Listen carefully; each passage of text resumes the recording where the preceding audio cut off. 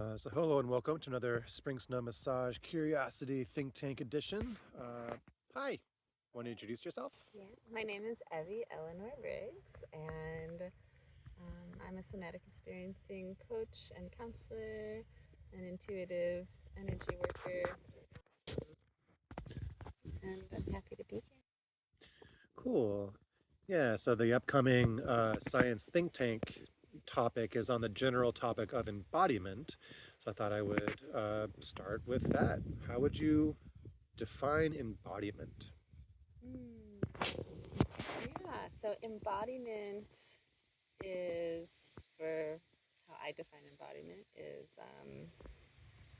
is really being in tune with the sensations in our body and um, having alignment with our thoughts, our feelings, our sensations, and how they align with our actions. Or don't? Or don't align with our actions. It's just how they align, right? It's like they could be totally misaligned, but it's just however they are, wherever they are, right? And um, yeah, so embodiment is like how are we aligned with our thoughts, feelings, sensations, and then how our actions come into play. And then when we're fully embodied, right? We could be fully embodied in so many different ways, whether it's joyful, whether it's Sad. sad, whether it's disoriented, angry, or just holding sensitive space, or in grieving, or there's so many different ways to embody. Walk me through like what the first parts of your class entail. Yeah. So I host somatic experiencing groups, and I've also held classes. And in these groups, to kind of get situated in, we come into the body first with breath. I think it's just like this beautiful first entry point into our bodies, and just noticing where this breath is filling, and from there we can self sense sensation, sensing. Sometimes we do a centering practice, which brings us from the crown of our head all the way down our front body to this outer and extended body, and up this back body and in the body. Kind of some guided meditation. Yeah, it's a guided meditation to just get us really acquainted with what sensation feels like in this body. Cool. Yeah. Yeah. And it also it just grounds us to feel safe, because I think that's the first entry in is to be able to open up to this work. As in most all healing modalities, we really need to feel safe in our body first to be able to explore. And it doesn't have to be fully safe, but it's just acquainting ourselves to that these sensations are here, and that it's okay that they're here. We can allow them to be here. Cool. Do you remember the second question I asked? Remind me. Would your phone remind us? Oh, the second question. I didn't write them down. Apologies. Okay, yeah. Let's see. How do you personally practice embodiment? Yeah. How do you personally practice embodiment? Yeah. Um, hmm. How I practice embodiment is,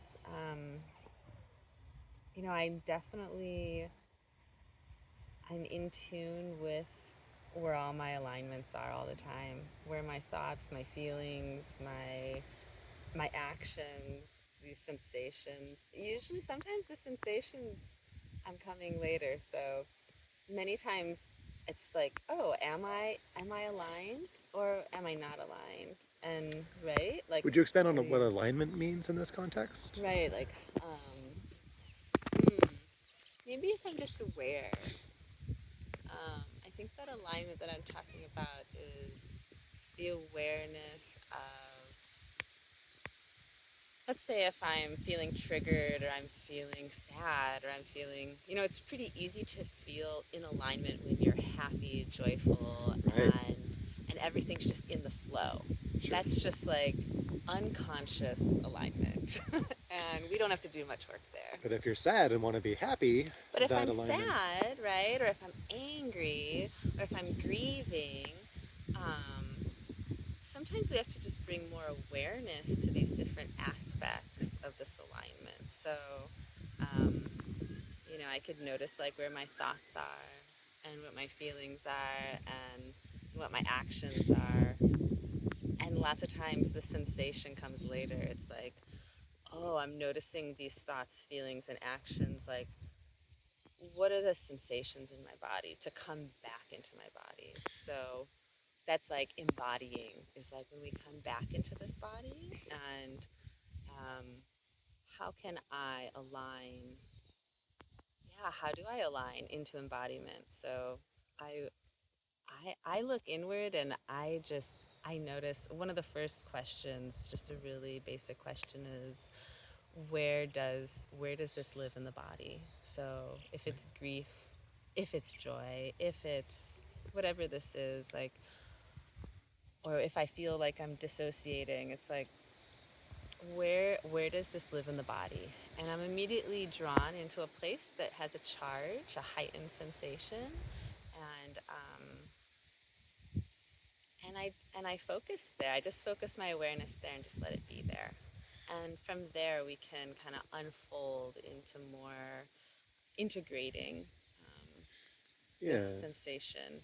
Like, would you run me through like a basic exercise you might use in somatic, when you're somatic experiencing classes Yeah. to head towards integration when somebody's Right. feeling something out of alignment? Right. So we ask, where we identify, whatever this misalignment we're feeling, or emotion, and we say, where does that live? Where does this live in the body? We ask the body, where does this live in the body? It's your awareness. You're trying to So guide the we're bringing awareness. awareness, and we find a heightened sensation. So let's say, like, if I scan my body right now, a heightened sensation could be like, oh, this arm feels warmer, and there's like some mass, maybe some whiff to it, and maybe there's texture. Maybe it's right now it kind of feels smooth.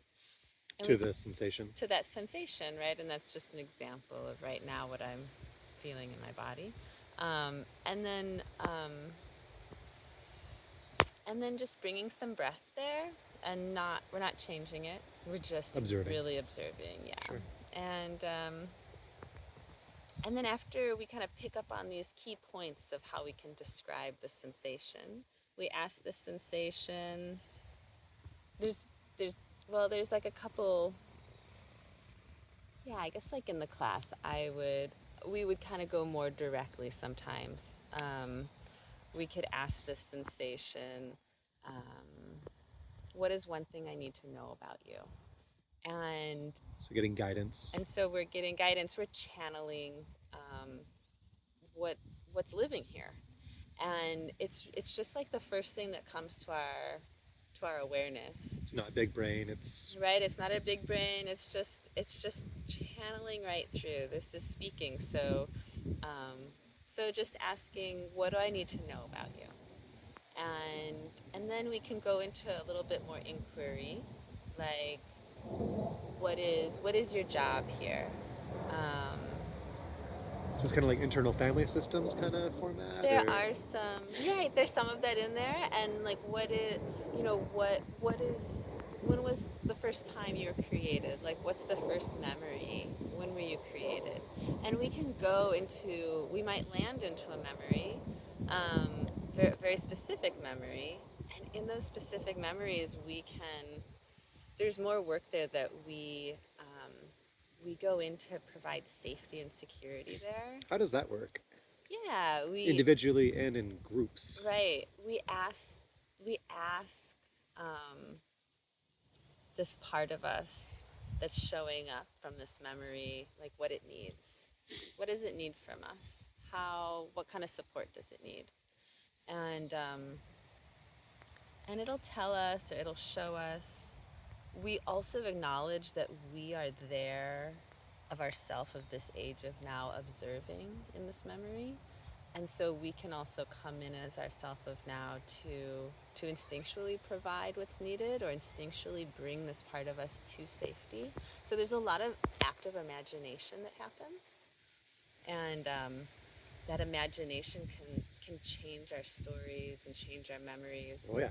Right? And because our trauma, these stories that we pick up on, they're these charges that in the body of, which is like trauma, and it stores in the body with these charges that because there wasn't safety or security Safety does seem kind of important. found right soon after the experience happened is how it comes into trauma.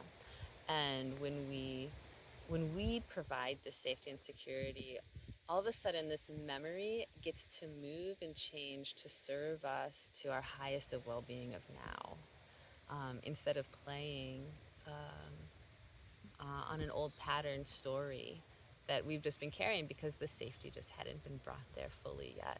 Sure, that makes sense. Yeah. So that's one practice that we do, and that's a big one. That is pretty big. That's yeah. actually a really big one. So, Yeah. How might that look in a group setting? Like yeah. if just in my brain, there's a hypothetical of like somebody engages with some kind of intense content. Yeah. Um, like what would that look like? Right. So Like in how a would they downregulate from that? so it is right. So in a group, I can't specifically guide, and so it's very general, and it's wherever the participant is kind of led in their own way, and we just trust. I trust. So it's individually led. Yeah, I trust that wherever they land is where they need to be, and that's how it's been for all these groups that I've done. And when we right after we do this work to regulate further, we because there's a lot of regulation that we do have with this safety that we're bringing, the support that this part of us has needed. um, I offer that we pendulate, and so Define pendulate. right, so it's like titrating, and it's there's a couple ways we can do it. We can either do it with memories, or, and I'm sure there's actually more ways. We could do it with memories, or we can do it with parts of the body. And lots of times in these sessions of groups, I do them with parts of the body. So I take this heightened part that we initially focused on, and then we also find a place in the body that just feels really good and safe and Huh. neutral. Starting to sound And kind of familiar to other practices I've heard about. exactly, yeah. And I and so we take a breath into this place that we started from that was charged. And then we take a breath into this place that just naturally in this moment feels good or safe or neutral. And we just go back and forth with our breath. And we do that for a minute or so, everyone's own pace. That sounds a lot like EMDR Oh, EMDR. or Yoga Nidra. Right, all these Different practices, words. they all kind of combine together, right? And this is just how I've put together my practice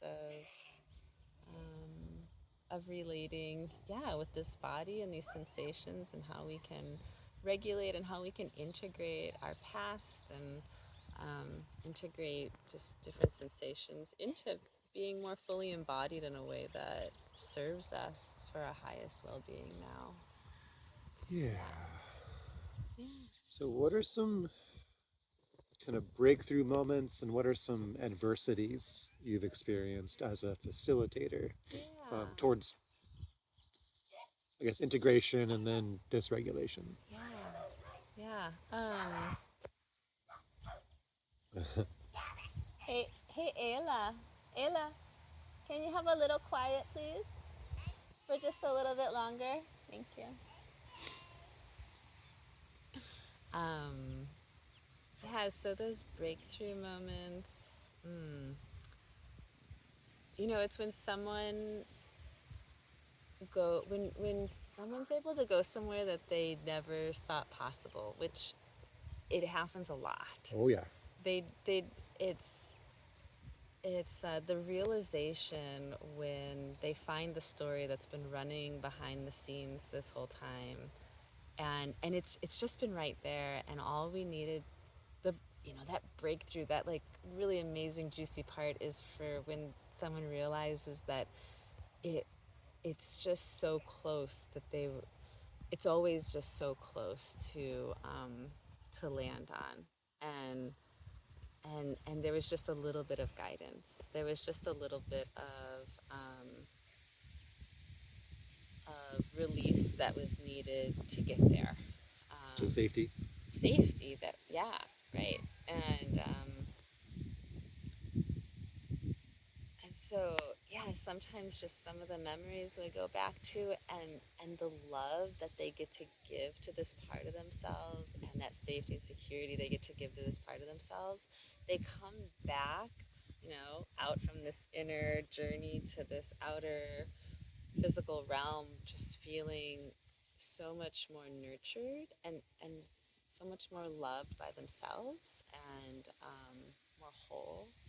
And so those are, yeah, those are big. That's a win. It's the win. It's what's so gratifying, so pleasurable to provide, and also to experience And to witness. and to witness. It is, yeah. Yeah, I've definitely observed like elation in others kind of going through Yeah. that. I mean, catharsis, I don't know whether your word to use. Yeah. It is kind of a life changing experience Yeah. by It's definition. life changing. It is life changing. In these group sessions, there are life changing experiences, and then in private sessions, it can be even deeper, and it's life changing, and it's why I do it, because it changed my life. It's a So beautiful which gift. is why Yeah, it's a beautiful gift to give. right. It's a beautiful gift. Cool. Do you want to share with folks when and where they can come to your events? Yeah, my events are, um, they usually happen every other week, on Wednesdays or Thursdays, and sometimes there's more set times. It depends on the season, and so you can find me on Facebook, or you can reach out to me, um, And I'll grab whatever contact information and you want and yeah, we post could it do with that. this. And so you can come to those events, for the group healings, and then I also offer individual sessions, and yeah, and it's all in my healing space at my home in this beautiful land. It's about 15 And minutes outside of Eugene. yeah, yeah. Cool. Anything else you want to share before we close? No, I think it feels good. Just remind everyone to just really feel where they're seated. That's like, feel where you're seated, feel where you're supported around you, and when we carry that into, whether it's a hard time or we're just carrying it into our daily lives, how we're going about our day, we can just feel so much more supported and whole, and embodied. So, yeah, Embodied. embodied. Cool. Well, thank you so much. Yeah, And thank you. yeah, thank you. Thank you.